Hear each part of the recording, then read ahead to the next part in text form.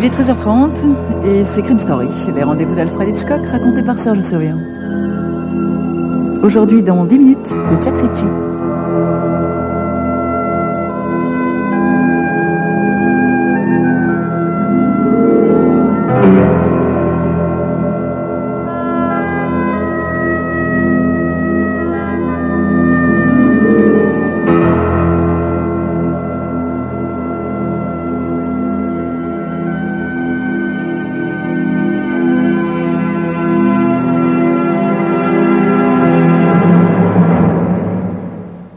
La boîte cubique que je porte sous le bras fait environ 23 cm de côté. Elle est soigneusement emballée dans du papier brun ordinaire. J'entre dans le hall de l'hôtel de ville et je me dirige d'un pas rapide vers les ascenseurs. J'aperçois plusieurs agents de police disséminés dans la foule. Certains d'entre eux semblent accorder à mon paquet un intérêt particulier, à moins que ce ne soit simplement ma barbe qui attire leur attention, mais aucun d'eux n'essaie de m'intercepter. Au deuxième étage, je croise plusieurs agents de police dont l'un se frotte la mâchoire d'un air perplexe sur mon passage. J'entre dans l'antichambre du bureau du maire. À part un jeune homme assis derrière une table contre le mur du fond, la pièce est déserte. Le jeune homme considère d'un œil un peu inquiet le colis que je porte. Il me demande « Puis-je vous être utile, monsieur ?»« Oui, jeune homme, vous le pouvez. Je désire voir le maire immédiatement. Je vous signale tout de suite que je n'ai pas rendez-vous, mais il est impératif que je le voie sur le champ. » Attendez un instant, monsieur. Quelques instants plus tard, un homme grand, vêtu d'un costume bleu, paraît sur le seuil. Derrière lui, des policiers en uniforme tendent le cou pour regarder par-dessus son épaule. « Vous voudriez voir le maire, monsieur ?»« Oui, monsieur. Serait-ce vous ?»« Non, non, monsieur. Moi, je suis le lieutenant de police Wimard. Pourquoi désirez-vous voir monsieur le maire ?»« Ça, c'est strictement mon affaire, monsieur. Mon affaire est la sienne. » Suit un silence embarrassé. Soudain, les oreilles du policier se dressent comme s'il venait d'entendre un bruit. Il pointe l'index vers la boîte que je tiens à la main. « Dites-moi, monsieur, on dirait que votre colis fait tic-tac. » « C'est parfaitement exact, monsieur le lieutenant de police. Mon colis fait tic-tac. » D'un faux mouvement, je manque de faire tomber le paquet qui fait tic-tac. Mais je le rattrape de justesse. Quand je relève la tête, le lieutenant de police a les yeux fermés comme s'il se préparait à une catastrophe imminente. Au bout d'un temps qui semble une éternité, le lieutenant de police ouvre les yeux. « Qu'y a-t-il dans cette boîte, monsieur ? » « C'est également mon affaire, monsieur le lieutenant de police, et l'affaire de monsieur le maire. Il faut que je le voie dans 10 minutes, pas une seconde de plus. »« Dans 10 minutes, monsieur? Mais le maire est en conférence. Pourriez-vous revenir plus tard? » Je m'assieds et pose le colis à côté de moi sur la banquette. « Non, monsieur le lieutenant de police. S'il ne me reçoit pas immédiatement, je ne sais pas ce qui me retiendra de faire sauter sa porte à la dynamite. » Ce qui se passe alors est rapide comme l'éclair. Le lieutenant de police Wimard s'empare de mon paquet et ouvre à toute volée la porte du couloir. Il hurle « Vite, vite, un seau d'eau, cet engin va sauter dans quelques minutes !»« Par ici, lieutenant !» crie un flic. Un flic tenant un seau d'eau et le lieutenant Wimard tenant le paquet se mettent à courir l'un vers l'autre. Ils se rejoignent au milieu du couloir. Wimard plonge ma boîte dans le seau d'eau. Je le rejoins et regarde avec un soupir les bulles d'air qui s'échappent du colis immergé. « J'espère qu'il est vraiment étanche, votre seau, lieutenant. »« Hein? Quoi? Étanche? Les pompiers, vite, appelez les pompiers !» À ce moment, 2 flics, section poids lourd, m'empoignent et m'entraînent sans ménagement dans une pièce vide au premier étage.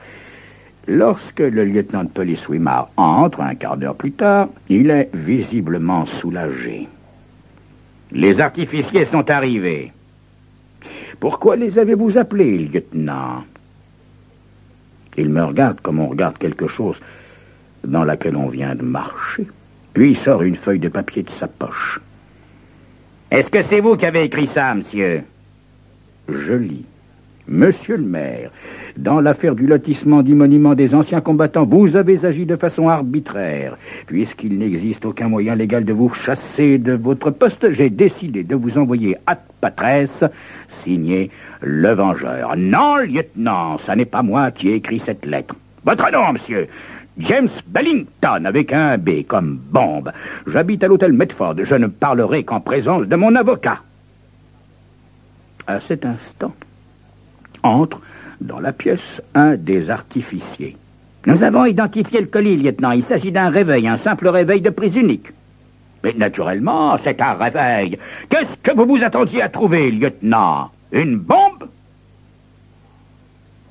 Après être passé par toutes les couleurs de l'arc-en-ciel, le lieutenant Wimard me demande « Désirez-vous toujours voir monsieur le maire, monsieur Bellington ?»« Pas pour l'instant, lieutenant.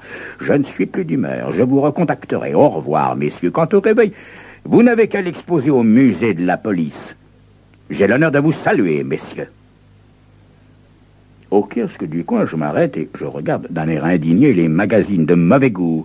Vous voyez, ceux qui attirent certains hommes aux mains moites. Des saletés, voilà ce que c'est. On devrait interdire leur vente. D'ailleurs, il suffirait d'une bombe placée à cet endroit pour réduire en confetti votre littérature pourrie. Le vieux marchand de journaux à qui je viens de dire ces 4 vérités me regarde ahuri, sur quoi je m'éloigne à grands pas sans me retourner. Un pâté de maison plus loin, tandis que j'attends un feu rouge afin de pouvoir traverser, je hasarde un coup d'œil en arrière. Un grand type vêtu d'un trench coat est en grande conversation avec le marchand de journaux. Ils me regardent tous les deux et font des gestes dans ma direction. Un peu plus loin, j'entre dans un prise unique où j'achète un réveil ordinaire, 2 piles sèches et 1,50 m de fil téléphonique. En sortant, je croise l'homme au trench coat, profondément plongé dans la lecture de son journal. Une fois dehors, je me dis que, pas de chance, il pleut. Comme le Metropolitan Museum n'est pas très loin, j'y entre le temps que l'on dépasse. Je déambule au hasard avant d'arriver dans une petite salle à l'arrière du bâtiment. L'exposition a de quoi hérisser un visiteur au goût classique. Utrillo, Picasso, Modigliani. Ah! L'air scandalisé, je tapote nerveusement la rampe de cuivre avec ma canne. Un des gardiens s'approche de moi. « Vous avez vu ça, monsieur le gardien? Quelle horreur, ces toiles! On devrait les brûler jusqu'à la dernière. Mieux encore, les plastiquer, les réduire en miettes. Ah! Quelle décadence, quelle époque! Ah, cet art moderne !» Quand je sors du musée, il ne pleut plus. En tournant au coin de la rue, j'aperçois l'homme au trench coat en train de descendre les marches du musée. Un amateur de revues cochonnes, de prises uniques et d'art moderne, sans doute. Dans le quartier de mon hôtel, j'achète du beurre, du pain, du jambon et 2 kilos de sucre. Au loin, l'homme au trench coat semble s'intéresser à la vitrine de l'épicerie que je viens de quitter. À peine me suis-je confectionné un sandwich que le téléphone sonne. C'est Geoffrey Maple, un vieux complice. « Alors, James, t'es allé au bureau du maire? »« Oui, Geoffrey. Tout s'est passé comme prévu. Je compte y retourner cet après-midi. »« Tu téléphones de ta chambre? »« Non, d'une cabine. »« Parfait. »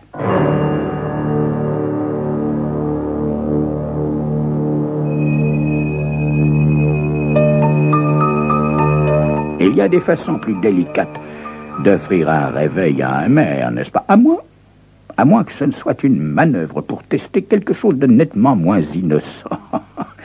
Quoi? Eh bien, c'est ce que vous saurez dans quelques instants.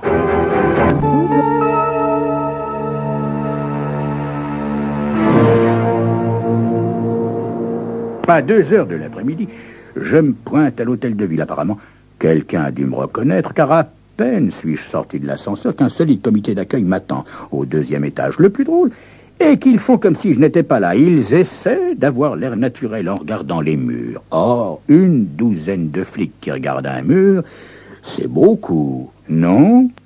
Dans l'antichambre, le même jeune homme que ce matin semble m'attendre. Il est verdâtre. « Pourriez-vous me rendre service, monsieur, s'il vous plaît ?» me dit-il. « Voyez-vous, il faut que je déplace cette bibliothèque qui se trouve ici et que je la mette là-bas. Si vous pouviez me donner un petit coup de main. » Mais bien évidemment, jeune homme. J'abandonne mon colis et j'agrippe fermement un des montants du meuble. Êtes-vous prêt, mon garçon? À cet instant précis, la porte du couloir s'ouvre et le lieutenant Wimard se rue dans la pièce comme un diable. 2 gentlemen portant des masques et des vêtements rembourrés le suivent de près. « Sortez tous d'ici !» fait l'un des hommes masqués. « Nous allons transporter notre matériel ici et radiographier la boîte. » Après avoir passé 4 heures dans une cellule, je reçois la visite du lieutenant Wimard en compagnie d'un homme aux allures de gentleman. C'est une obsession, hein, chez vous, monsieur Bellington. D'abord le réveil ce matin, ensuite le kiosque à journaux et le musée, et enfin, maintenant, vos 2 kilos de sucre branchés sur 2 piles de 9 volts. Docteur, je vous laisse, monsieur Bellington. Le lieutenant sort en claquant la porte, et le monsieur, aux manières de gentleman, s'approche de moi en souriant. « Chewing gum, monsieur Bellington ?» Volontiers, j'accepte en lui rendant son sourire. « Monsieur Bellington, c'est un test, n'est-ce pas? Entre nous, c'est un test. »« Quoi, docteur? Le chewing gum? Monsieur Bellington, allez, vous m'avez compris. Vous testez le cordon de sécurité du maire et la prochaine fois, boum boum, je me trompe. Mais ce jour-là, monsieur Bellington, il faudra que votre bombe soit différente, n'est-ce pas? Il faut que vous ayez la certitude absolue d'être avec le maire quand elle explosera. Vous avez l'esprit très aiguisé, docteur. En effet, monsieur Bellington, voyez-vous, à l'école, j'étais très bon en logique. Premier de la classe. Donc, monsieur Bellington, j'en déduis que vous aurez un système de mise à feu à l'extérieur de la boîte. Par exemple, un bouton de sonnette, n'est-ce pas? Tant que vous appuyez dessus, il ne se passe rien. Si vous le lâchez, boum, boum. À propos, cher docteur, que me reproche-t-on? Non, rien de particulier, monsieur Bellington. Aucune loi n'interdit de se promener avec 2 kilos de sucre sous tension dans une petite boîte. Je peux donc m'en aller, docteur? Mais, bien sûr, monsieur Bellington. Dans ce cas, au revoir, docteur, et merci pour le petit conseil. Plus gentleman du tout, le toubib. J'ai même l'impression qu'il se mord les lèvres quand je sors.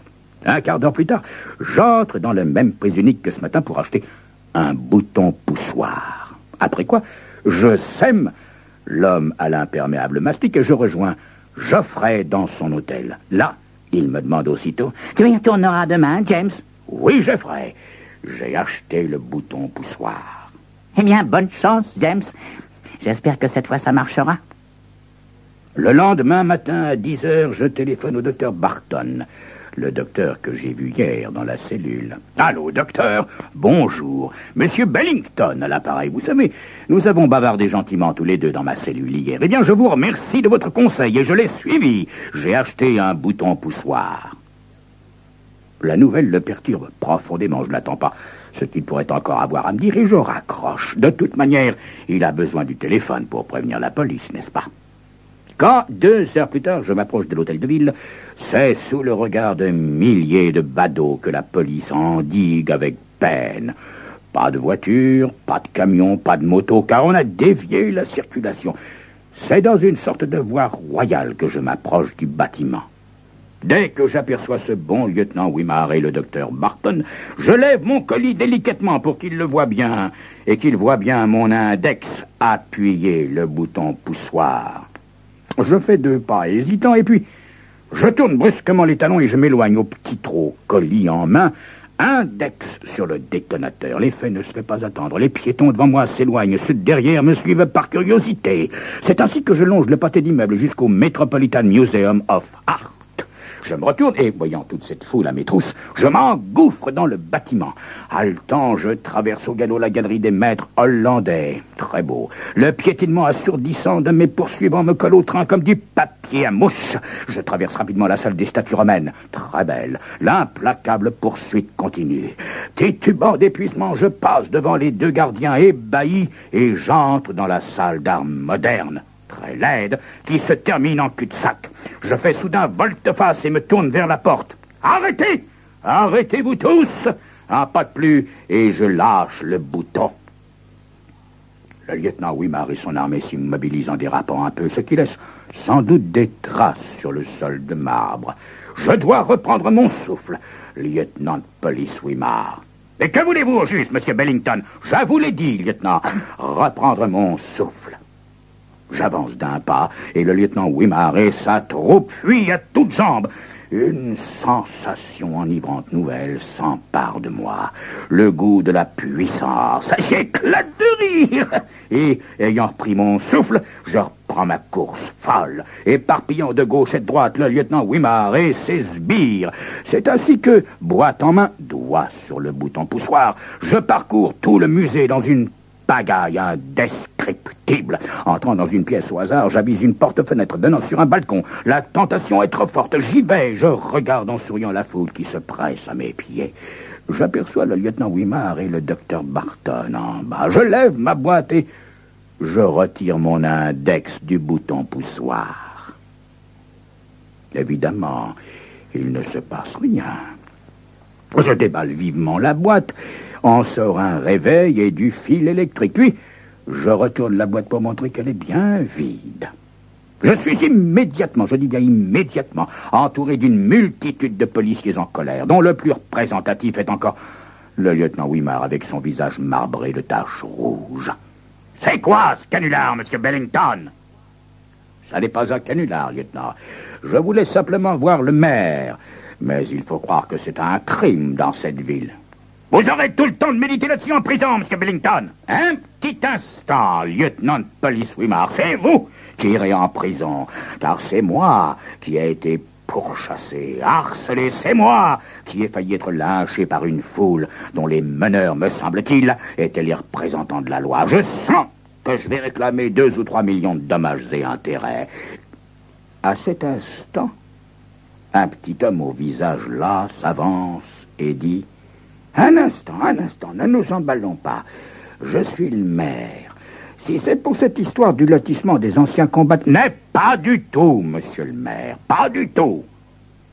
J'ai essayé en vain de vous rencontrer pour vous avertir que, sous la fenêtre de ma chambre, il y a des trous dans la chaussée et que les camions, en passant, font un bruit épouvantable qui m'empêche de dormir. J'exige que la municipalité remédie à cela. Je paie assez d'impôts. Sur quoi, je tourne les talons avec indignation et je m'éloigne à grandes enjambées. Quelques kilomètres plus loin, j'entre dans un supermarché et sors aussitôt par la porte de derrière. Dans la ruelle, je me débarrasse de mon chapeau, de ma fausse barbe, je retourne mon pardessus qui, de bleu, devient beige, puis je me coiffe d'une casquette en tweed. Je haile un taxi. À l'aéroport international, je vous prie. Le lendemain, je retrouve Geoffrey à Paris, en France. Dans la chambre de son hôtel, il me montre les 3 Utrio, les 2 Picasso et les 2 Modigliani. Tout a parfaitement marché, James. Je me suis caché dans les toilettes et dès que le musée a été évacué par tes soins, je me suis faufilé dans la galerie et j'ai caché les toiles dans mon pardessus. Quand je suis sorti en trombe par la porte de derrière, on a dû croire que t'étais à mes trousses. Dis-moi, James, penses-tu que nous pourrons recommencer ce coup-là? Je ne crois pas, Geoffrey, mais ça m'étonnerait vraiment que je ne trouve pas autre chose la prochaine fois, en cherchant bien.